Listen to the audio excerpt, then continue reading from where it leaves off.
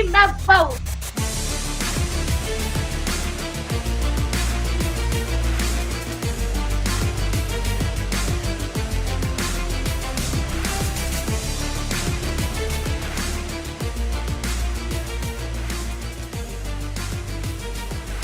Court is in session with Ryan in Sacktown on If You Don't Like That.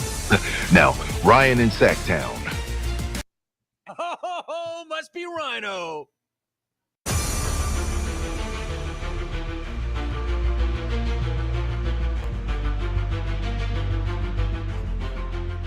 Daddy's back. Good morning. It has been a minute since we have done one of these. What's up, everybody? King's Court Shootaround in session. Order in the court. On a Tuesday.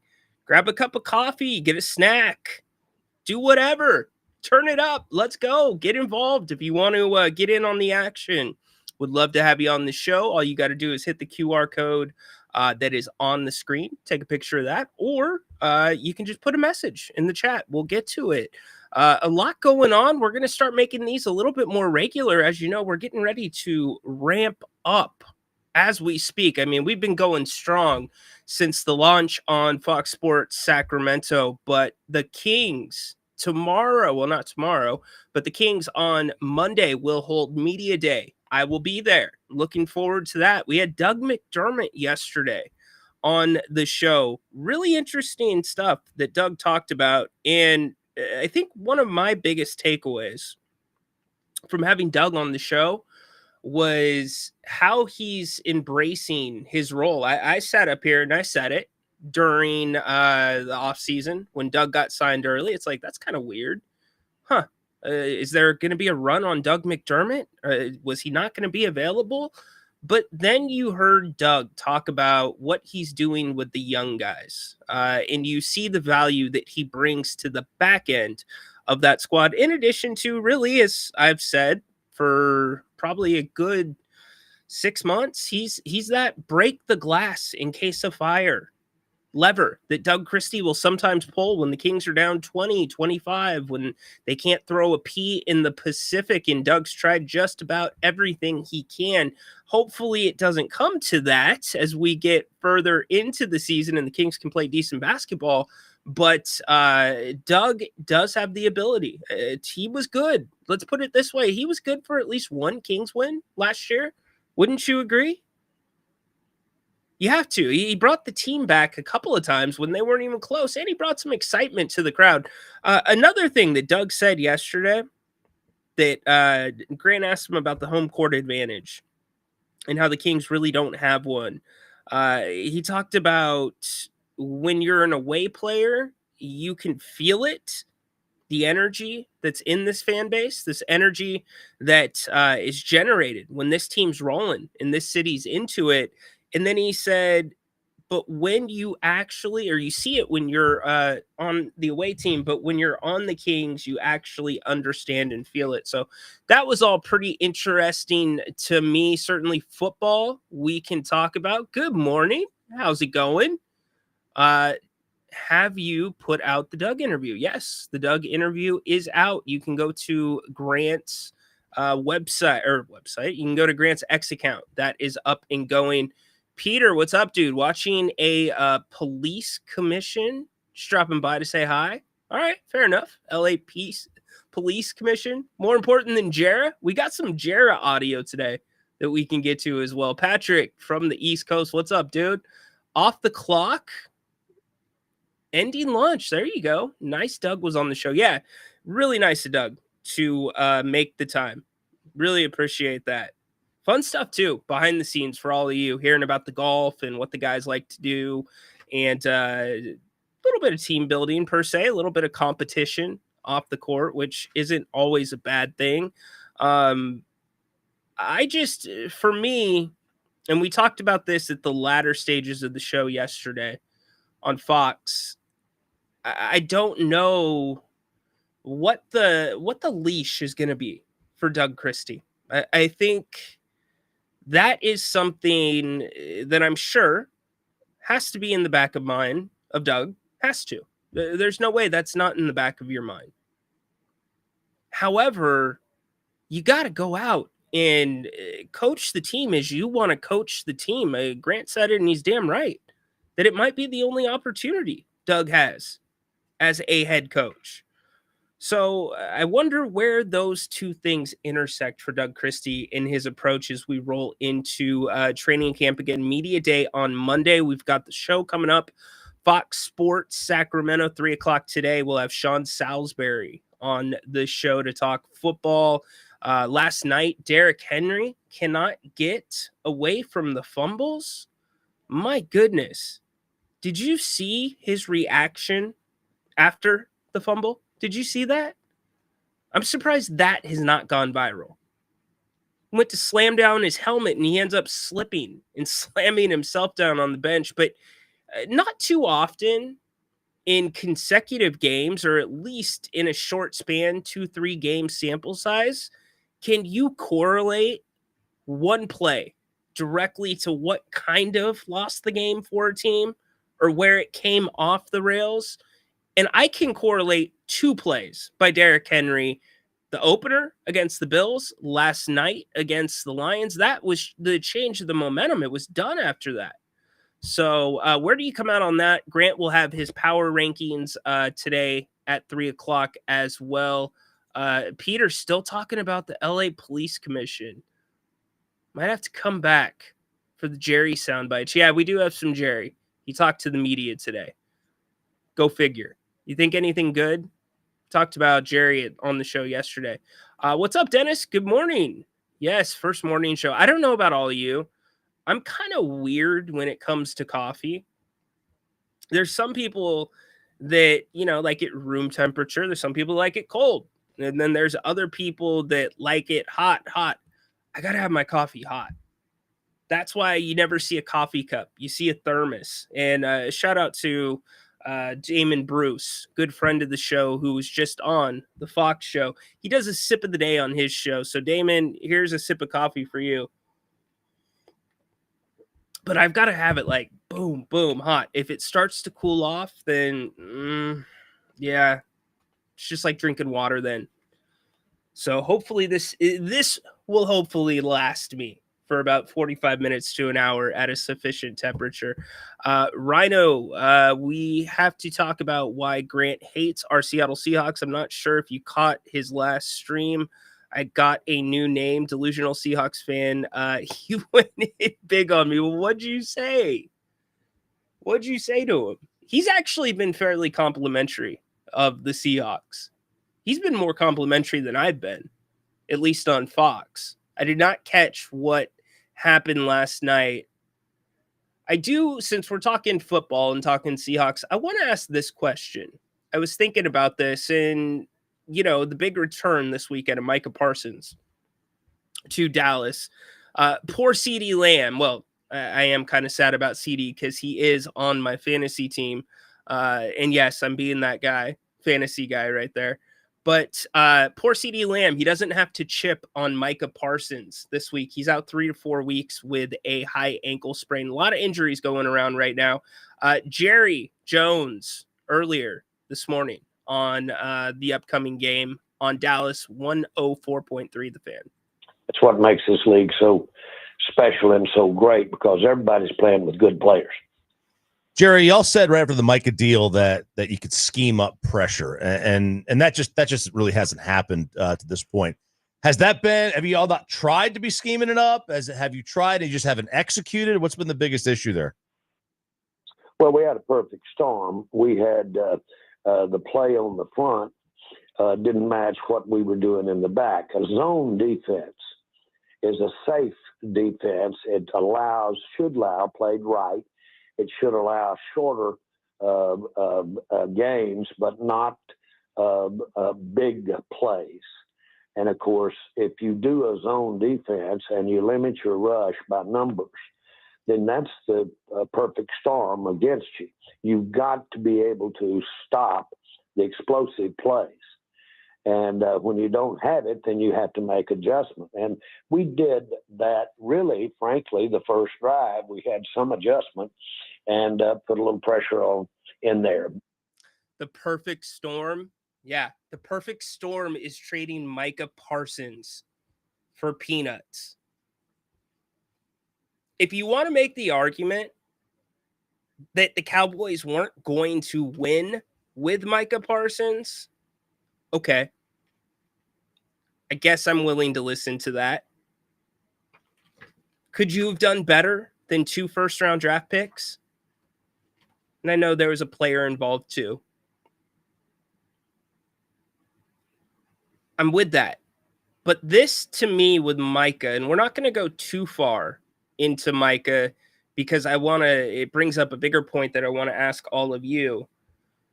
But with Micah Parsons, he just wrecks games. He changes games. He changes how other players next to him get to play. Less attention is paid to them. And this whole thing felt more like a personal kind of thing, if you get what I mean.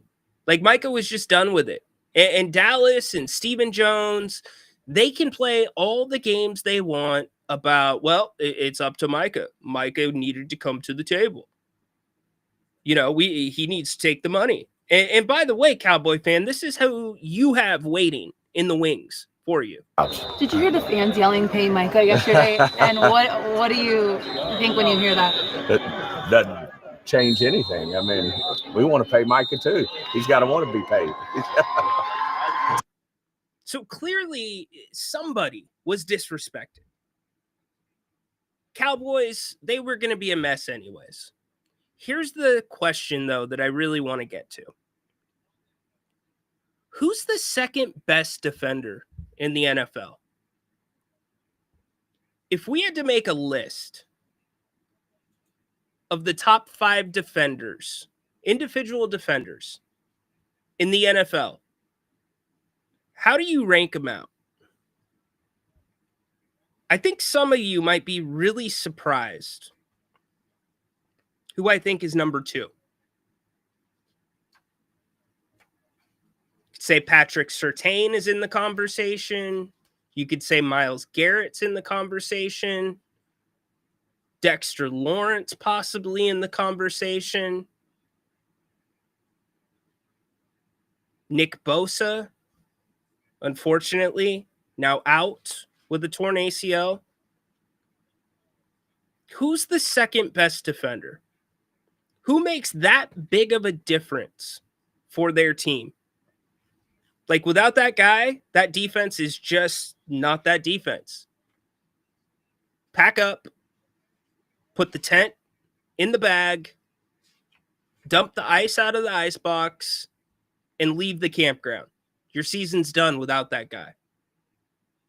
Who do you think that is? Mark says Myles Garrett. Yeah, I mean, definitely. I think somebody that is in that conversation. He wrecks games. Is there a better defense in the NFL right now than Cleveland? Chris Jones in Kansas City. Remember how important he was to them when, I believe it was not last season, but the season before, they were in holdouts? Max Crosby. I did not mention Max Crosby. Is there a scarier guy that would line up across from you? I don't think there is. For me, Mad Max, when he's got his jersey tucked under his shoulder pads before the game, I don't want any of that dude. Especially when he's hyped up in game mode. Mark, plain spoiler. That's my second guy. It's Fred Warner.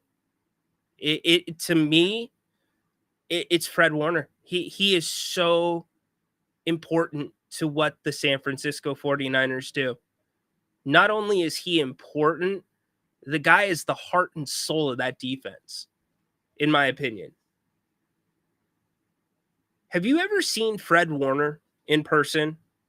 Have you gone to a Niners game and been close to the field to see how athletic he is and big he is? He is a freak at the middle linebacker position. Fred Warner could play any position that he lines up behind on defense. That's how good he is. He's tough as hell. He played a portion of last year with a fracture in his ankle. Has anybody sprained their ankle before? I know many of you. Dorian, I think I saw in here. BJ, what's up? Mark, I'm sure some of you, Dorian, I know, played football at Sac State. Go try to run on a sprained ankle, let alone a fractured ankle. And to be able to play the way that Fred Warner plays, nuts. I think Fred Warner is the second best defender in the NFL. Anybody see it different? Is there a more impactful linebacker? Is there in the NFL? I don't think there is. And you know me, I'm a Seahawks fan. I'm not quick to run and give love to the 49ers, but I've got to respect talent. Have to. Peter has a grievance. I wonder what that grievance could be, Peter. Peter, grievances are usually Monday. Let's go to the judges. Are we going to allow it? Yeah, we're going to allow it. The airing of grievances. I got a lot of problems with you people. Now you're going to hear about it. His grievance is we only get you on the King's Court once a week and you don't have your favorite shirt. It's your favorite shirt, number one. And number two, that's going to change. You're going to, as we go along this morning, I was going to talk a little bit more about that. On the mornings that I am not with the Kings, this is going to start being a mainstay. We're going to start rolling this show at 10 a.m. when I can during the week. So that means you're going to have 10 a.m. here with me. You're going to have 3 to 6, well, 3 to 7, because you get the first hour played back on Fox Sports Radio, the Grant Napier Show. And then at night, you'll have Grant. Now, once we get to the season, you'll also have post-game shows. So that Grant show will become post-game. So we're going to kind of go wall-to-wall content for you. Now that I've kind of settled in a little bit behind the board and feel comfortable, feel more comfortable, a little bit more polished, a little bit more ready to be doing what I'm doing behind the scenes, a little bit more in a routine. So yes, we will be here again. And you have to remember, once the season starts, practices usually kick off right about now. Media availability is right at the end. So we probably could get a show in if I got to practice right around 11:30 or 12. We'll figure it out, but we're here. So I will be here more regularly. Spread the word. We want to pump up the numbers on the channel, pump up the momentum heading into the season. Jackson Dart, by the way, is going to be stepping into the starting role of quarterback for the New York Football Giants. Anybody surprised by that? I am not. Does anybody think it's going to make a difference? Let me know. Yep. More. I don't take it so personally, man. Grant does that to everybody. Just move on and say what's up on the next stream. Yeah, that's what Napes does, man. Dennis, the Kings re-signed Terrence Davis to an Exhibit 10 contract. So they want to have another body in training camp. We already got your grievance. Anybody else have a different name for best defender in the NFL? I mean, we've said Chris Jones. I threw around Patrick Surtain. TJ Watt.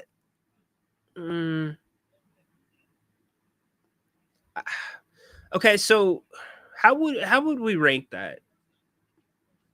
Definitely Micah Parsons, number 1. Number 2, I'm going Fred Warner. Number 3, I'm going Myles Garrett. Now 4 is where it gets a little bit interesting. Do you go Max Crosby or Chris Jones? Got to remember that Raiders team, that Raiders defense, not that great. In Max gets targeted by the opponent, and he still shows up. Saw a video that Sac State had their first practice. It was their first practice that was it was open to the media. So maybe it was their first practice too. I know they've been in the gym a lot. We're going to try to get Mike Bibby on the show on Fox. Grant's been in communications with him. Okay. Let me go back up. My bad. Sometimes the chat moves fast. Let's see. I'm not seeing it. Where is it? Oh, here we go. I said the Seahawks are off to an amazing start, 2-1 for the first game by a hair, or lost the first game by a hair. To me, that's an amazing start. He told me to go away and said I'm delusional. Huh. Maybe he was just in a mood. Okay. It's the word amazing, right? Because amazing is beyond perfect to a degree. If you're saying amazing to Grant, he takes, my opinion, and I work with him most every day, is he takes those words literally.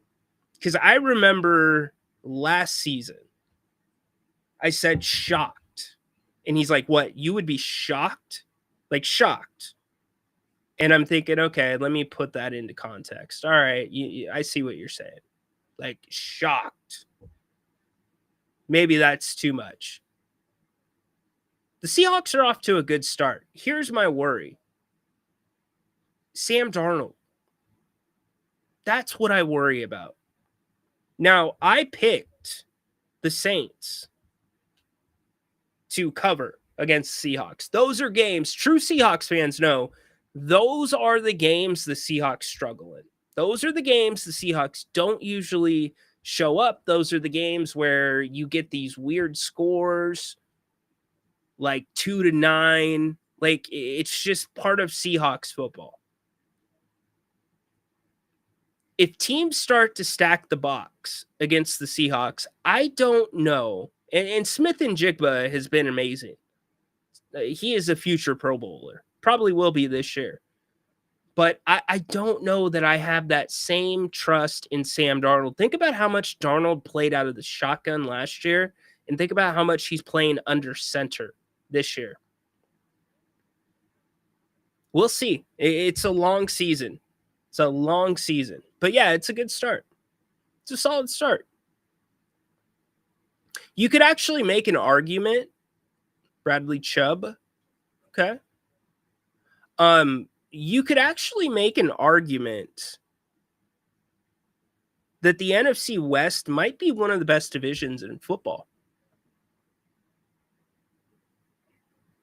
You might be able to. Brian Burns. You know, I did not think he was coming back in the game. I really didn't on Sunday night. He surprised me. That was a pleasant surprise. It looked like he hyperextended his knee. Gonna check out a game early in the season. Good stuff. Max Crosby would be missed more than Jones. It's a good point. But can we hold that against... Well, I guess if I'm making the argument about Fred Warner, yeah, no, that's a valid point. It stands. Order in the court. Sac State has all new personnel and a lot of transfers. I thought I saw Brad Miller at practice yesterday. Spot on, Rhino. Like superstar greatest Christmas shopping early doesn't vibe with. I know he's funny with that kind of stuff. He is really funny with that kind of stuff. Switching gears really quick. 'Tis the season that the outlets, whatever you want to call them, The Athletic, ESPN, they start coming out with these anonymous polls from players, coaches, GMs, etc. And if you remember, I believe it was right around the All-Star break last year when, no, it was a little bit later, when the players poll came out and Tyrese Halliburton was voted most overrated. Now, that whole thing was a little overrated because the size of the poll, the amount of players that were questioned was not massive. But I understand why Tyrese had a chip on his shoulder. I get it. Now we have the NBA offseason survey, the best, worst summer deals, LeBron's future, finals picks. Most of this article is not surprising. And know that this is not probably done by the coaches, the head coaches at least. This is not probably done by the GM. It's done by an assistant to the GM, an assistant coach, a player development coach. Most of the answers, not surprising. Who's most likely to win MVP? Jokic, 7 votes. 5 for SGA. This was a little surprising. Who's the best player right now? And I agree with it, but I didn't think you would get this margin. Who's the best player right now? 19 said Jokic. 1 said Doncic. That was a little surprising. I'm intrigued about the prospects of seeing Luka play in this type of shape that he's gotten himself into this offseason. But I've got 2 big questions when it comes to Luka in this season. The first is losing that weight. Is it going to affect his game at all? Is he still going to have a post game?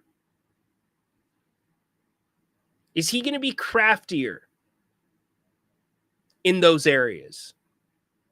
Theoretically, he should be a little more athletic, but it was more of his size that allowed him to back other guards and small forwards down.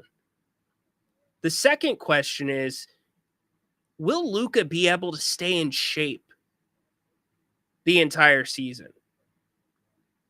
You might be like, Rhino, how is he not going to stay in shape? If he doesn't get hurt, he's going to be running up and down the court for 82 games. The NBA season is a grind.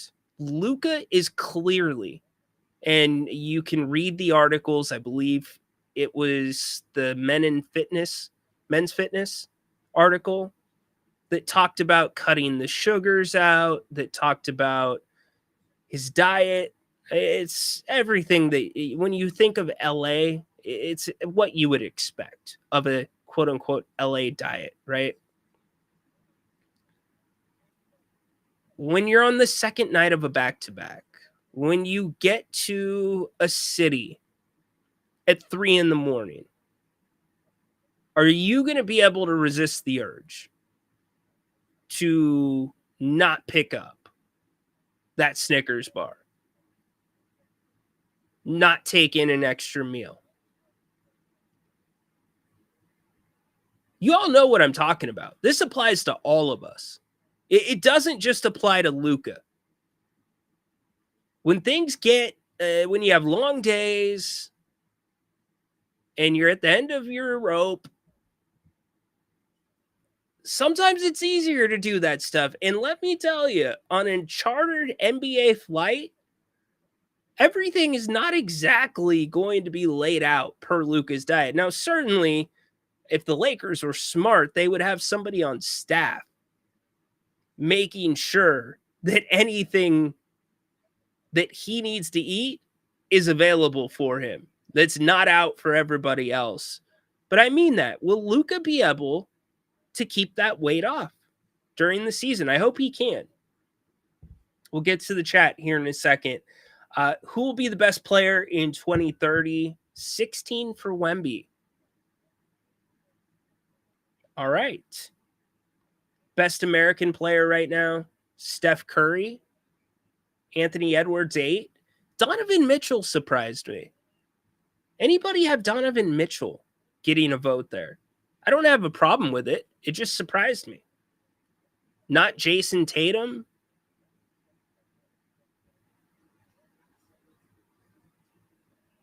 Not any of the other players that you think about first that are American born. Who will be the best player in 5 years? Anthony Edwards, 11 votes. Cooper Flagg, 5. Interesting. Jalen Williams, keep an eye on him. Who will be the rookie of the year? Cooper Flagg, 19. I am 100% okay with that Con Knipple vote. 100%. In fact, if I got the opportunity and I was into putting down action on stuff, I would throw some action on Con Knipple. You don't know what's going to happen with Cooper Flagg. I mean, yeah, if Cooper's on the floor for 82 games, he'll probably get the MVP. But Con Knipple is going to play a big role in what Charlotte does, and he's going to have a lot of opportunity and runway to play. With Kyrie Irving out, Jason Kidd has said, well, I think we're going to maybe let Coop run some point. Brian Scalabrine, who's trained Cooper Flagg for years, says that he is one of the smartest basketball players he's ever been around, IQ-wise, picks things up quick, can run the point. We'll see, though. That's still another step. And honestly, when you watch Con Knipple and Cooper Flagg play at Duke, there wasn't that massive separation that we saw when, and I don't want to compare Cooper Flagg to LeBron James, but he seems like, and he's gotten some hype here. He has been groomed very well in this sense. He has been playing around NBA players, not professionally, but AAU, and even with the Olympics, he was on the select team. He's been playing with some of these guys already. So he's groomed pretty well. He's looked well against them. He's worked with Steph Curry for many years. But there wasn't that massive gap between Con Knipple and Cooper Flagg. Cooper's a much better player, but there wasn't that massive gap. I think Con is going to be really, hey, look what Con did to the Kings in the finals of Summer League. Killed him. One of the best players there at Summer League that actually played through. So I don't know. I would throw some money on that if I gambled, which I do not. Who will be the best player from the class of 2025 in 5 years? Cooper Flagg gets most of that vote. Where will LeBron? Yada, yada, yada. Okay, this is what I wanted to get to. Who had the best offseason? Atlanta got 7. Denver got 4. Houston got 3. Thunder 2. Orlando 2. Clippers 1. Lakers 1. We'll come back to the Lakers vote here in a second. I think Denver, hands down, had the best offseason. Who do you think had the best offseason? I think Orlando will be the most surprising team this year. I think Orlando, and please take this within the context that I'm presenting it. I believe Orlando has a chance to be that pseudo Oklahoma City of the East, but OKC maybe a year and a half ago. Like, that's where they're at right now. They went all in. They got the guy they wanted in Desmond Bane. I think they're going to cause a lot of havoc in the Eastern Conference. Now, the reason that I brought this to you and wanted to go over this was this question right here. Which team had the worst offseason? New Orleans, 9 votes. Phoenix, 4. Kings, 2. Chicago, 1. The Lakers got a vote for worst offseason. They also got a vote for the best offseason. Okay. Memphis, Philly, and Portland. This was lazy. This was autopilot voting.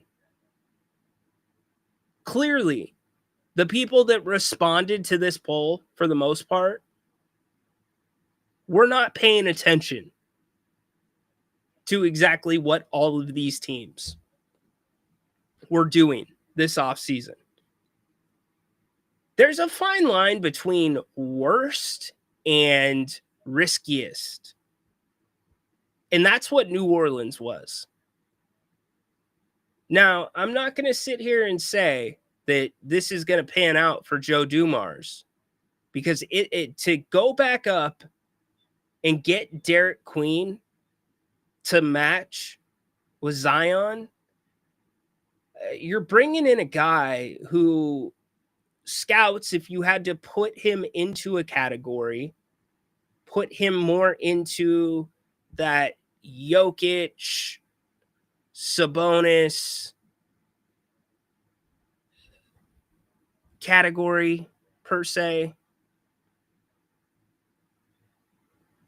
He's a bigger guy. He's had some conditioning issues. Plays the perimeter. In some ways, might have some of the same problems as Zion. And by the way, ESPN also dropped the first 50 of the top 100 players. Zion Williamson was like 60. Is that crazy? But back to the point, how do you not have the Golden State Warriors on this list? The Golden State Warriors have 9 players under contract. And there's less than 9 days until media day. 9 players under contract. I'm not trying to be a homer here. The Kings should not be on this list. They shouldn't.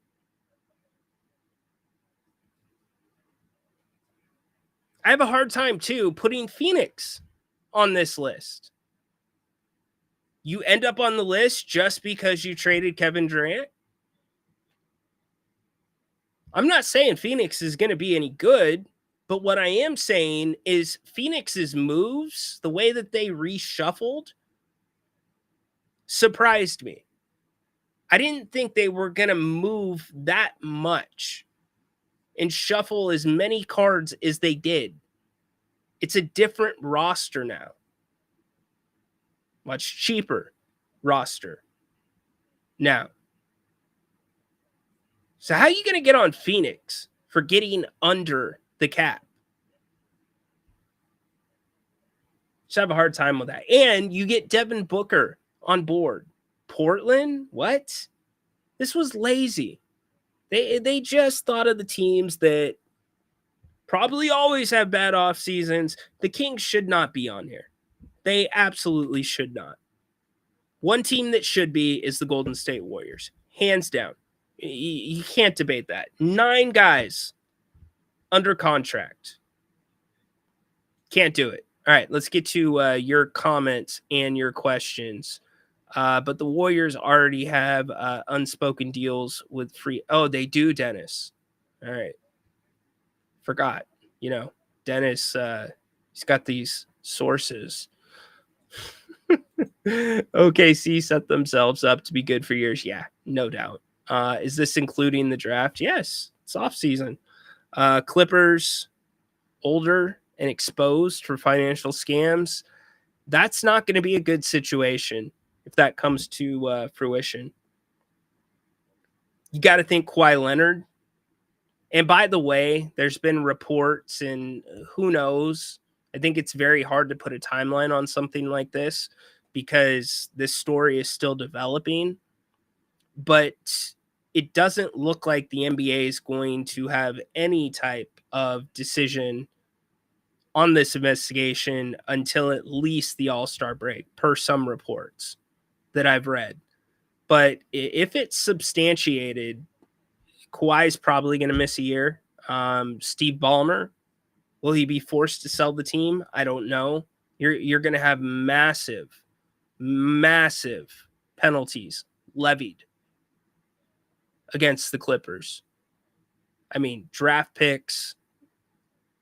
Imagine that if Steve Ballmer had to sell the team.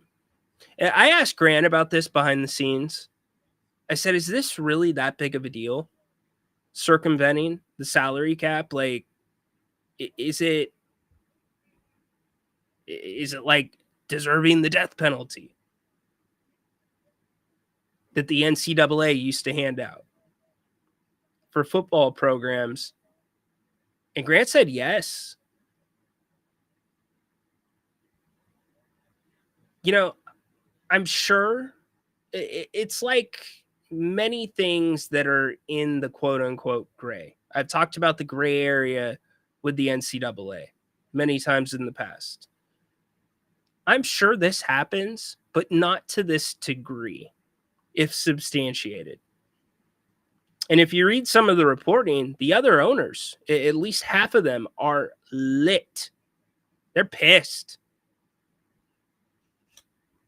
This is like if Pablo Torre, if this all pans out, the Clippers were going 110 and a 25.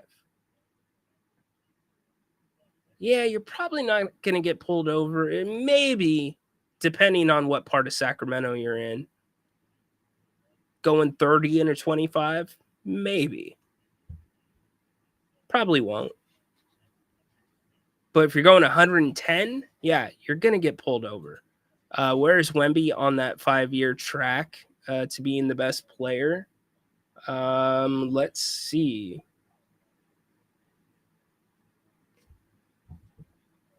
Wemby. That's a good question, Dennis.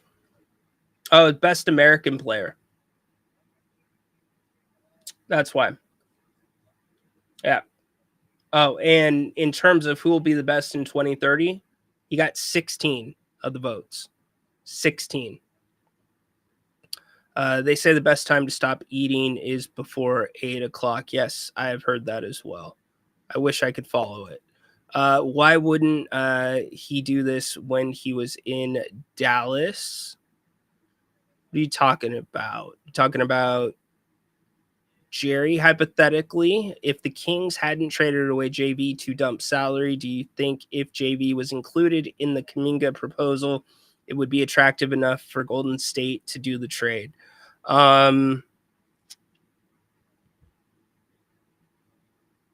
Yeah, I do. It's a good question, Peter. I do. Yeah. You got to think Scott Perry at least picked up the phone to ring Houston after the news of Fred VanVleet tearing his ACL, looking like he's going to miss the entire season. But what's that mean? Okay, let's say Scott Perry did pick up the phone and called Houston. Houston needs a point guard. So anybody that's watching this or listening to this that says, "Oh, Devin Carter," no, that's not what they're looking for. Now, I think Devin Carter defensively would fit in really good with what Houston does, but they need a point guard. The one thing that they wanted to make very clear this year in Houston, where they thought Phoenix went wrong with Kevin Durant, was they had Durant too much in the mud defensively. They also had him a little too much at the point. They were not using him properly. So if you look what Houston's done, and with the pieces that they have between Şengün, Thompson, they basically said, all right, you don't have to guard the power forward or the center. You can float. And offensively, we just want you to do what you do. We're not going to put the ball in your hand a ton. We want you to do what you want to do. So I guess what I'm saying is they need a true point guard. And that's kind of what Van Vliet is. I mean, if there's anybody, I hate to say this, but probably the guy that would make the most sense would be Malik Monk. If Scott Perry was calling Houston. I don't want Malik Monk to go. I've been very vocal about that. But the Kings do have that backlog of guards that we've talked extensively about. Rockets need KD for closing out games. Yeah, exactly. Exactly. Thompson's going to have to set up for the Rockets. Yeah, we'll see. It's not really his thing, though. He's a special player. I talked to a couple people this summer that just said there's like that baseline of athleticism in the NBA. There's that freaky athleticism in the NBA, and then there's him, Amen Thompson. That is a almost, not directly, but in the same neighborhood athletically as Anthony Edwards. And he's so young still. So young. Looking forward to see how he turns out. Houston could be good this year. They could. Can they stay healthy?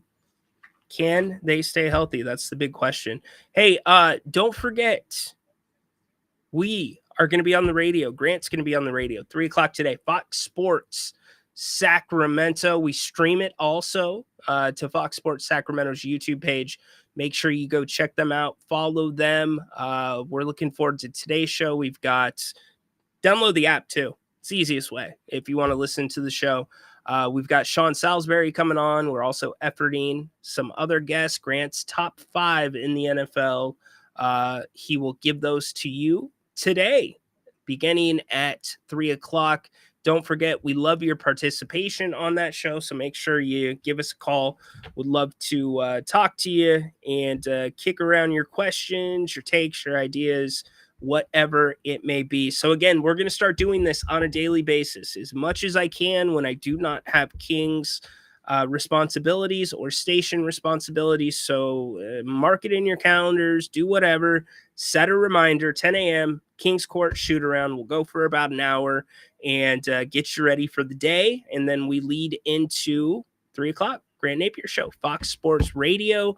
Appreciate all of you. Spread the word that we're going to be here back on a daily basis in the morning. My coffee is back to that kind of lukewarm temp. Not really feeling it. Yeah.